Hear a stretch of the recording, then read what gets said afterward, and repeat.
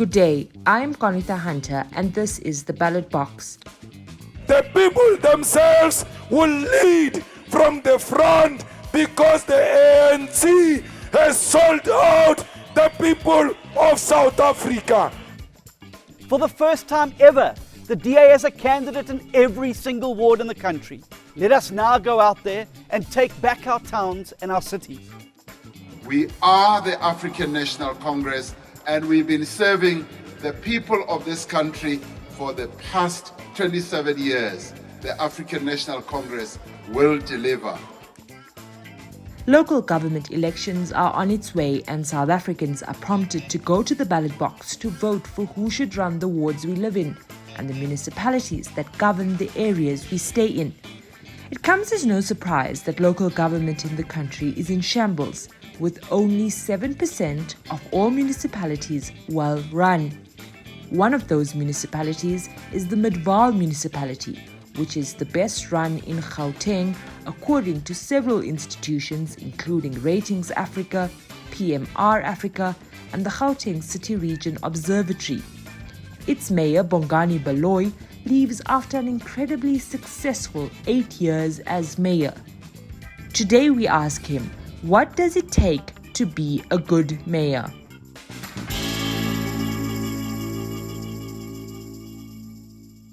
Bongani, thank you so much. It's been a while, right? Definitely. I think we last had our interview building up to the 2016 elections.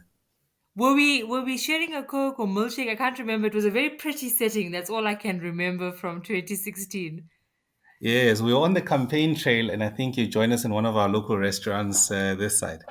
The one impression that I had from almost 5 years ago now is how clean Midvaal is, and it's something that coming from the city of Johannesburg, it was very stark. It was almost too clean. I didn't know what to do with myself.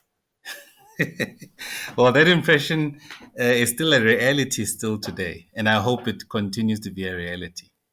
You've been a mayor there for 10 years now, almost. Is it 10 years? Yeah, well, 8 years. It's Eight been years. 8 years since 2013. So that's basically all of your 20s you've given to being a mayor. How has it been? Well, it's been awesome. It's something I don't regret. It's something that I found quite fulfilling and I'm proud of to have had the opportunity at an early age of my of my adulthood to be of service to my community and in other ways to be of service to my country as well. So it's been an incredible journey which has afforded me lots of learning opportunities and I'm deeply appreciative and grateful for those opportunities. So how old were you? 23 years old or so when you became mayor? When I started in 2011, I was 24. When I was elected mayor, I was 26. So you're 26 years old. I mean, this is probably not a job that you envisioned when you were 18 or 19, right? Absolutely. I mean, I just wanted to be in the army when I was growing up, either in business or join the army. So at least I got to serve my my country in one way or another. So you get elected mayor, and Midvaal municipality is the 16th best performing municipality in 2013. It is now the fifth best in the entire country. How do you do that? Look, I think it's a number of things. And what is key to that is one, you need to have an environment that enables delivery of services. And the bedrock for that is solid and clean governance to be able to produce results which are predictable and have year on year improvement. So, fortunately for me, I inherited a financially stable, viable municipality from my predecessors who had built an incredible foundation for me to work from there. And we just improved the performance, reinforced on governance. And that's really how we did this and ensured that we sustain the results and improve the results year on year. So you get a sort of not a poison chalice, right? So you get something that you can work with. But I mean, as we speak now, as you exit the municipality has achieved 7 consecutive clean audits. That means the Auditor General has found no material misstatements or misrepresentations in your financial records as the municipality. It's all in line with regulations relating to spending on public funds. The reason why it's so shocking is because in this year alone, we live in a world where out of over 250 municipalities, only 27 municipalities have gotten clean audits. And the fact that you've gotten it, for 7 consecutive years. I'm going to twist the question and ask, what is everyone else doing wrong that you did right? In my observation over a period of time, I found that one is the question on leadership first. Leadership is where things start or end. And subsequent to that is the governance of the institution and the weakening and the intentional weakening of the institution to allow thieves to do whatever they want and raid the public purse. So I think for me, those two things, leadership and the weakening of governance, everything else becomes a manifestation of these two, whether it's corruption, maladministration, and various other manifestations, is the direct cause of lack of leadership and the lack of strong governance in these institutions. So I think from my observation is these two fundamental things that have been going wrong for some time. But the third part is lack of adequate community and civil activism. And what I mean by that is civil activism it has its highs and lows, and it's not consistent. It's issue based, and when we get elected into office, people just trust you with this incredible task that has been given to you, and the regular monitoring and in robust engagement insofar as the performance of the institution does not follow. So whenever we go to communities, it's never really holding the executive to account, but rather to moan about why this project is not happening and that project is not happening, and not really about what is actually happening to the governance, to the performance of the institution. So to an extent, I think there's a lack of adequate community and civil activism and participation in holding those that have elected to office to account. And why I say that is, in my experience in Midvaal, we have really strong civil activism from various interest groups who keep a very close, watchful eye over the institution, and they regularly ask difficult questions about the institutional performance, which does not really happen in public. So I really think our communities need to understand the business of local government beyond just complaining for streets and the output, but also ask questions which sustain the output by improving the performance and the governance of the institution. So for me, it's those three things: is leadership, lack of governance, and also lack of adequate community and civil participation. So even if you wanted to sleep on the job, this community and the residents of Midvaal will have never let you. Absolutely, because I mean, they have an interest, they've got a vested interest into what's happening in their communities. And what, in my observation, inspired this level of interest is seeing what's happening in our borders, what's happening in Mfuleni. So the fear of Midval not getting there has actually made people take an interest to try and understand the performance of the institution and what is happening, so they can ask really critical and key questions of us. So you talk about the Mfuleni municipality. So it's a tale of two municipalities. You're sisters, right? You're right next door each other in the Val area. That's correct. It's worlds apart. That's all I can say. There's a stark difference in just driving in the roads of the Mfuleni municipality versus driving in the Midwell municipality. How do you have such a divide? How is it that two areas literally next to each other, on one side of the fence, you have well-run municipality, uh, rubbish is collected every week on time, roads are in order, light bulbs are in order, all the things that a municipality needs to deliver. And on the other hand, you have the worst performing municipality in Gauteng. So the best performing municipality and the worst performing municipality, laden with corruption, inefficiency. What is the difference? Look, again, I'll go back to the 3 points I mentioned. One, there's a leadership difference. I take a lot of pride into what I do, and so does my team, and it's part of our institutional culture and DNA as well. So it baffles me how, as a mayor, you could drive from one point to another point in your municipality and you see all these things going wrong and do nothing about it and think things are normal, and how you could stay into a position for a period of time without showing any visible positive improvement of the institution. So for me, I think there's an issue about a lack of pride and love of what we do. Maybe that's a bit idealistic, but I generally believe if you don't love what you do, you don't respect it, and you're just doing it for the sake of doing it because it may be an opportunity for economic activity and not because there's genuine love and passion behind your decision to be in public service. And equally, if you have someone at the helm of an institution, it's crucial that that person embodies the type of values which are consistent with the institution, and they don't proclaim one thing on the one side and do something contrary. So if we are at the helm of this institution, there has to be ethical leadership which improves the governance of the institution, sets the tone from the right levels to ensure that governance is improved through your systems, your processes, your policies that you regularly update and ensure that you do so in the interest of the public and to guard against thieves. So if you don't do all of those things, and also if there isn't sufficient or adequate public and civil engagement, it affects the output. So at times it's those things.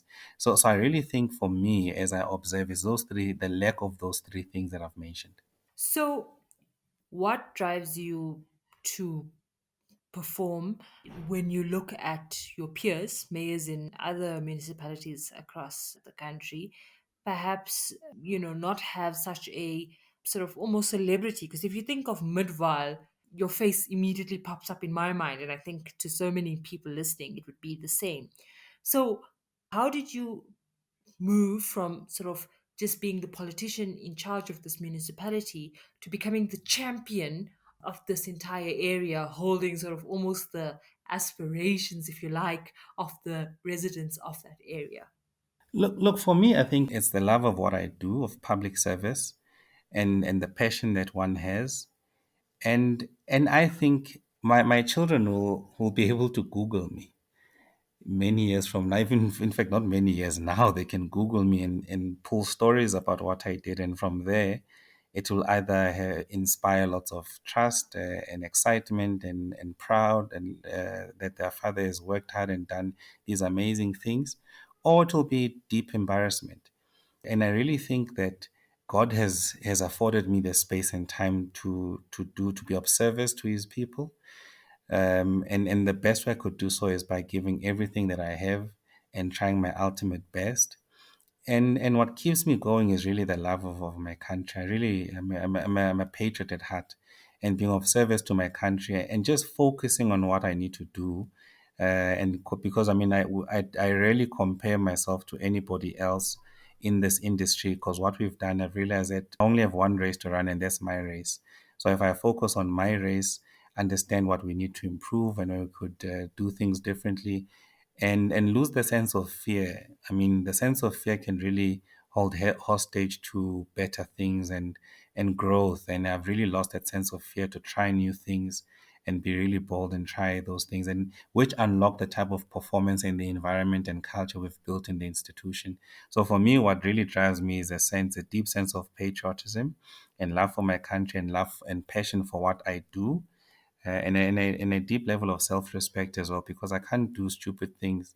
My children will ask me these difficult questions, and I won't have lawyers to prevent them from asking these questions.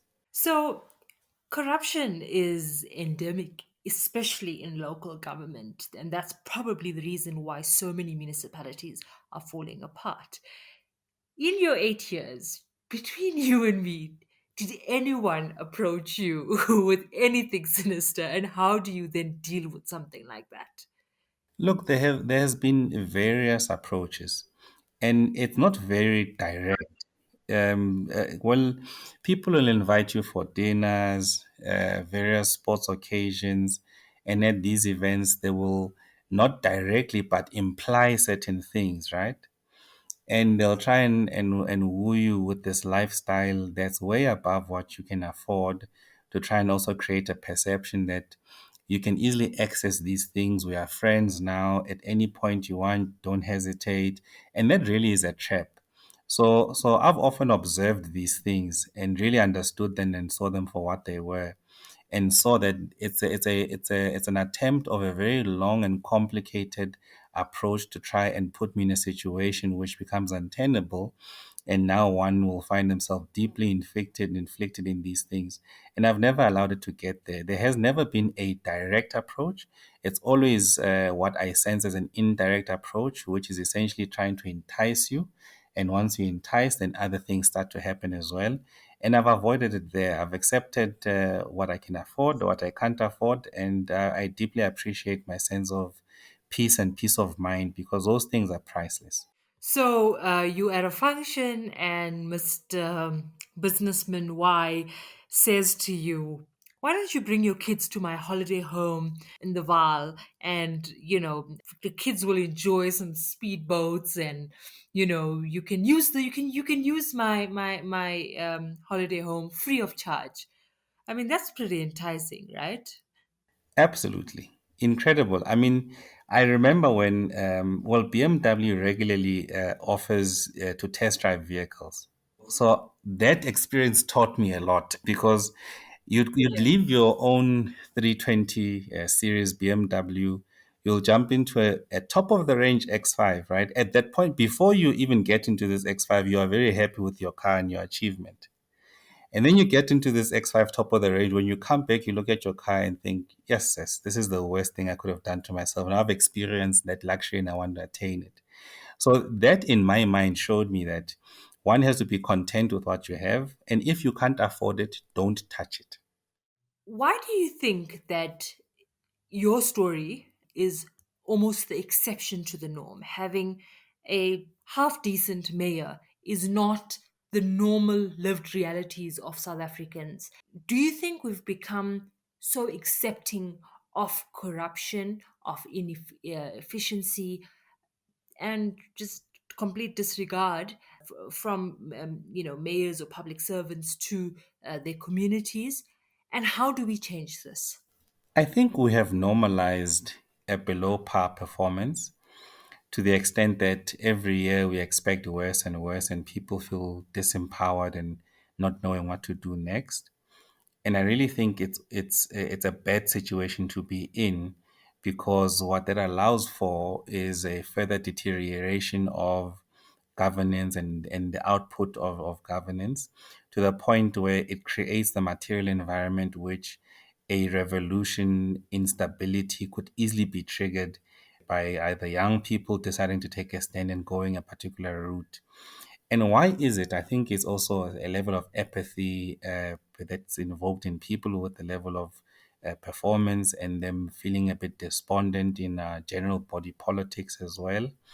So I really think then that may affect, as I mentioned earlier on, the inadequate level of civil engagement beyond just personalities. I think Mr. Jacob Zuma showed all of us that we can really rally behind something, but it's not adequate to just leave it there. We need to be consistent about those types of campaigns where we actually deal with where we are and removing those who are at the helm of this institution by also demanding and extracting accountability and ensuring that there is a sufficient level of consequence management for those who do these wrong things. And I think at times we project the councils to be the most corrupt, not realizing that you see some councillors are actually don't actually understand or don't have the academic or life experience to understand some of the intricate parts of policies of council and governance issues as well, which opens a space for officials who have these nefarious intentions to either co-opt councillors or create an environment where they mislead the executive and councillors because of some of these shortcomings that are there. To jump in, I mean, if you don't know the PFMA, it shouldn't be our problem. But it becomes your problem. I mean, we did a poll with Salga to determine how many of councillors can actually work on laptops and even read financial statements. And the response there is worrying. So now you've got someone at the helm of these institutions who, and remember, there's no barrier or benchmark to be a public representative, except if you have a criminal record, I think. So virtually, I can leave school at standard 8, be a rabble rouser and be able to mobilize people. Then in 3 years' time, I'm a councillor. And because I've got forces on the ground, I'm in the mayoral committee and responsible for finance. And I think I know because I've had a small business, a tuck shop now, I can manage money. and then that becomes the person responsible to provide the direction for of the financial institution or the financial aspect of the institution. So these things have a direct bearing. So that's why it's important for people to realize who they vote for and the competence and capabilities of those they vote for. So, in short, then, what makes a good mayor? I think someone who loves their community, one, and someone who really is a patriot, and someone who does things in the best interest of their communities by ensuring you provide the right leadership, tone, and consistent with the values that are embodied in the institution, which enables an environment for improving of governance, ensuring that you employ people who are competent, capable, and also ensuring that you instill a culture in the institution which enables the performance, the regular performance evaluation, and a decent output, and equally just in an efficient consequence management as well. So if a mayor can do all those things, I think you'd be a good mayor. I think there's a few of the points which I would mention, but generally, I think it's a difficult position to hold, but equally one of the most fulfilling things one has had the opportunity to do. Do you think you could have done what you have done outside of the DA in another party, perhaps?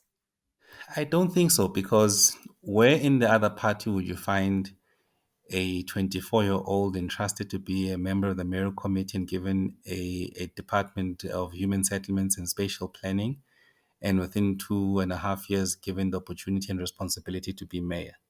I don't know where else that story has been told. And I'm really grateful and fortunate that utilizing the Democratic Alliance, I was given that opportunity. I don't see it as a reference point in other political parties.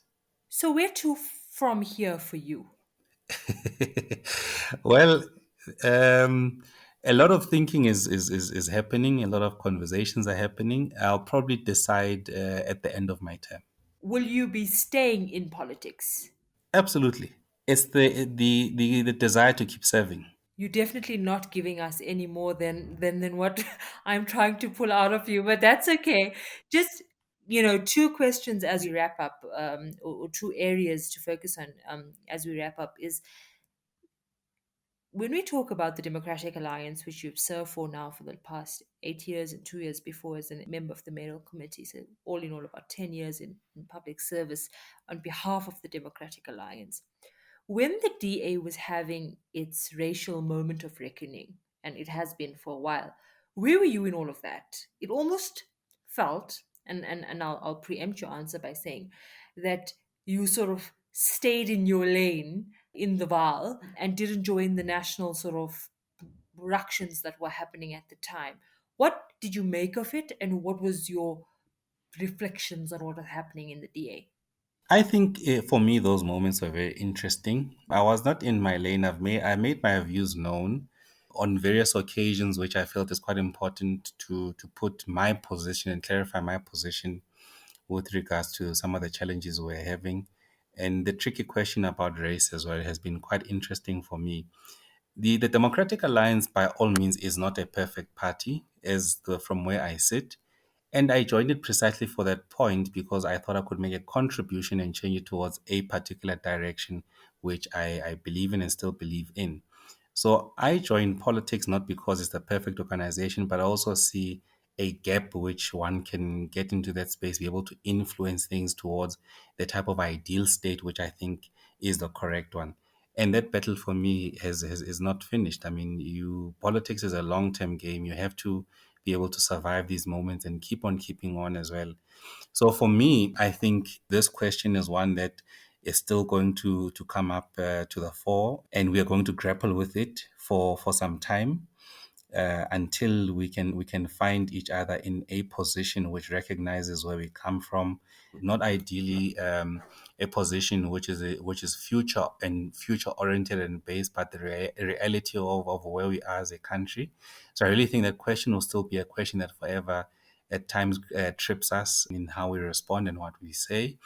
But I think my general observation about also what happened in the past is it was good for the party to experience those things, for us to grapple and ask serious questions about the party, its existence, and whom we serve, who we think we serve, and also seeing that the party was growing and still is growing, and you're finding people from different walks of life and different backgrounds, how we interpret and respond to that question still remains fundamentally different. And that's why I think we'll still grapple with this question about identity in the party. I'm trying to remember the latter part of your question. Can you remind me again? First of all, what was your observations and how did you navigate it? Yeah, well, for me, I raised my points, and even in public as well, or it was public knowledge, the Musima Imani issue, Helen Zille's statements as well, policy conferences from 2013 as well, which essentially is where there was the first change of policy and acceptance of broad-based Black economic empowerment under Helen Zille, and it's also growth in various stages as well. But one must also remember, one has to balance out the work of being in executive office versus the politics of politics as well. So I've navigated that by also remembering the very instructive oath of office. So if you're not in the executive and don't and not tasked with leading such an institution, it's difficult. It's easier for you to involve yourself in the politics of politics without the recognition of your primary duty, which becomes your office that you've been sworn into. So I think I managed a fine balance between the two, and maybe at a later stage, without the burden of executive office, one will be able to venture in a much more flexible and deeper manner than one has been able to do. So you're going to be speaking out more on race and the DA's position on race going forward. Yeah, one will be interested into the politics of things in the party. I think one of the things we don't recognize is the responsibility you carry when you are in executive office, and you really have to reach a fine balance of, and you don't have the freedom and the latitude to do and say things and engage in manner that will preoccupy you and make the politics your primary core business and not the executive office that you hold. So that office has lots of burdens and limitations for you. So you must recognize, over and above representing the DA, but also lead people in my municipality who don't care what the DA's views on race are, who just want water, and they want me to focus on delivery of water and theirs. They regularly remind me. So that crystallizes your focus. But going forward in future, I think without the burden of executive office, one is in a much better space to be able to engage and immerse myself in the politics of politics. Do you have any regrets? No, none whatsoever. I take ownership of the failures, the challenges, shortcomings, and the success. I have no regret at all. All that I could do, I did with the best that I could give within with the available information I had at that time, and I think I had a great run, so I don't have any regrets. And what would your message be to your successor? Good luck. It's like when Sir Alex Ferguson left Man United, there's really big shoes to fill. Have confidence in your ability, be mindful and have a sense of awareness of the shoes that you need to fill. They are low hanging fruits. Focus on those things, take time to build, take care of the ship, have steady hands, be really emotionally mature, and really focus on what you can and block out the outside pressure and take time, but also have a deep appreciation of the delivery methodology. And to get 7 years or 10 years worth of experience will take you 10 years. So one step at a time. So you are the Alex Ferguson of Midvaal municipality. Of local government. I love it. I love it. Thank you very much. Thank you. Bongani Baloyi, thank you for your time. Thank you for your service and all the best for the future. We really appreciate this conversation and we look forward to what you do next. Thank you so much. I really appreciate it. This brings our show to an end. This episode of Ballot Box was presented by Konita Hunter and produced by Shante Schatz. The music in this episode is courtesy of Getty Images and Epidemic Sound. For more elections content, go to news24.com/elections.